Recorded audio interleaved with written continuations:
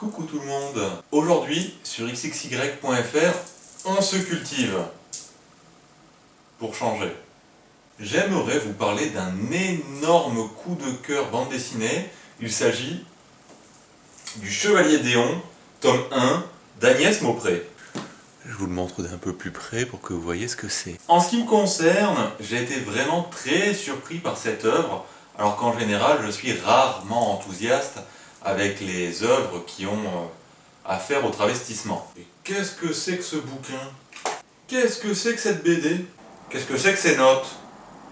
Mais avant de vous parler de la bande dessinée à proprement parler, est-ce que vous savez qui exactement était, excusez-moi je regarde le prompteur, Charles Geneviève Louis Auguste André Timothée d'Éon de Beaumont, ou pour faire simple, le Chevalier d'Éon. Sans entrer dans les détails, si ça vous intéresse, vous pourrez vous renseigner sur le sujet. Il s'agissait d'un espion à la solde de Louis XV qui avait une corpulence telle qu'en fait il se travestissait en femme pour pouvoir mener à bien ses missions. Alors c'est vrai que raconté comme ça, l'histoire de ce pauvre Déon a l'air un petit peu d'être une fiction, et pourtant c'est un personnage qui a réellement existé et qui fascine toujours. En 2006 par exemple, une série d'animation japonaise lui était consacrée. Romancée certes, mais tout de même. Il y a d'ailleurs aussi pas mal d'hentai à son sujet. On peut même le jouer dans Empire Total War, et je trouve limite dommage qu'il ne soit pas dans le roster de Rock of Ages. Le Chevalier d'Éon, tome 1, l'IA. C'est donc ce bien bel album, dessiné par Agnès Maupré, à qui l'on doit entre autres My Lady de Winter. Donc ça coûte grosso modo 15 €. C'est édité chez Ankama. C'est les mecs qui ont fait Dofus. Et ce qui frappe en premier, quand on ouvre cet album, c'est vraiment la patte graphique et toutes ces couleurs. C'est une bande dessinée qui est extrêmement colorée. Comme ce n'est peut-être pas très fidèle à la caméra, avec les éclairages et tout ça qui altèrent un petit peu les couleurs d'origine, et grâce à la technologie moderne et le pouvoir du montage, je vais vous montrer les planches juste là, vous voyez, tac, comme ça. Bref, c'est vraiment de toute beauté avec des contrastes très forts et des couleurs très très vives. Pour tout vous dire, j'ai vraiment bloqué personnellement sur le graphisme de cette BD qui est vraiment originale pour une BD historique où on a plutôt l'habitude d'avoir du noir et blanc ou des couleurs de toute façon assez sombres, des nuances de gris, ce genre de choses. Il faut dire que beaucoup de BD historiques parlent de la guerre aussi, donc ça n'aide pas les choses. D'ailleurs, j'ai vraiment beaucoup aimé les contours des personnages et de certains objets, même d'éléments du décor, qui sont eux-mêmes coloriés en fait, si vous voulez. Donc plutôt que de faire un contour noir, par exemple, on a pour certaines vignettes des contours roses pour la peau, des choses comme ça. Et c'est vraiment du plus bel effet. Ça donne beaucoup de charme et toutes les planches sont vraiment pétillantes. Pour tout vous dire, pendant la lecture, j'avais l'impression d'avoir entre les mains un gros cupcake bien rose, ou un arlequin de luthi aussi. C'est vraiment une patte graphique très rafraîchissante et qui donne beaucoup de légèreté à une œuvre dont l'histoire est finalement assez politique en fait. D'ailleurs, l'histoire se dévore également très facilement.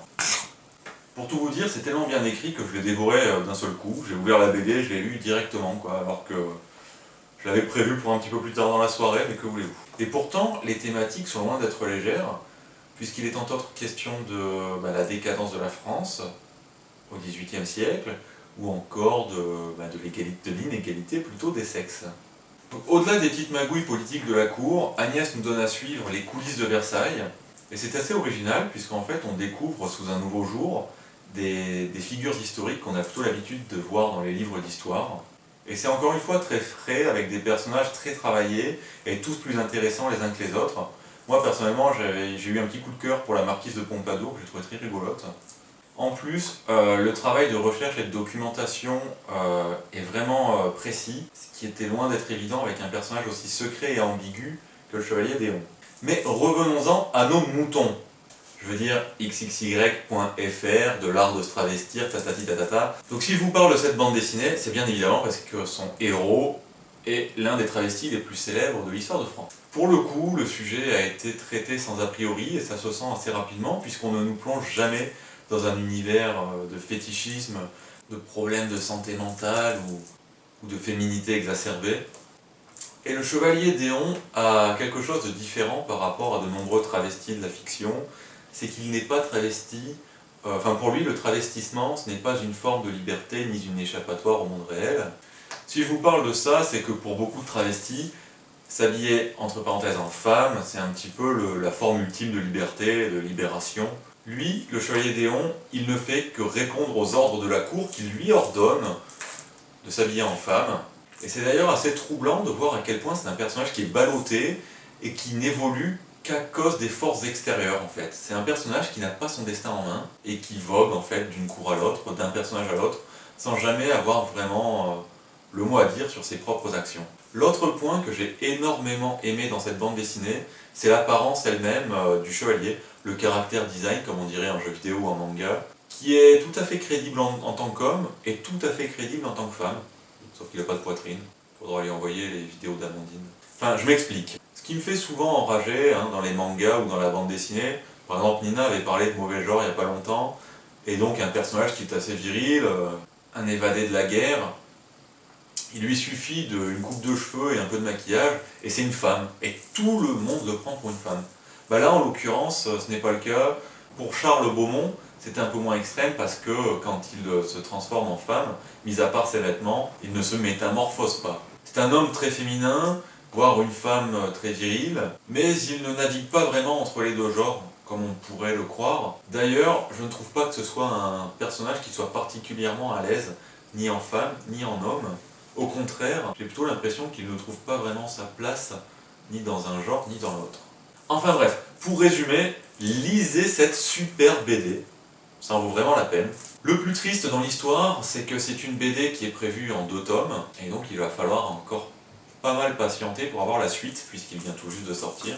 Bon, grosso modo, si vous êtes un féru de l'histoire de France, vous connaissez peut-être un petit peu comment risque de finir la BD, et du coup, ça fait dire que ça va être un tome super passionnant. Pour patienter, je ne peux que vous proposer de garder en favori le blog d'Agnès Maupré pour voir l'avancement de ce projet, et puis ces magnifiques illustrations.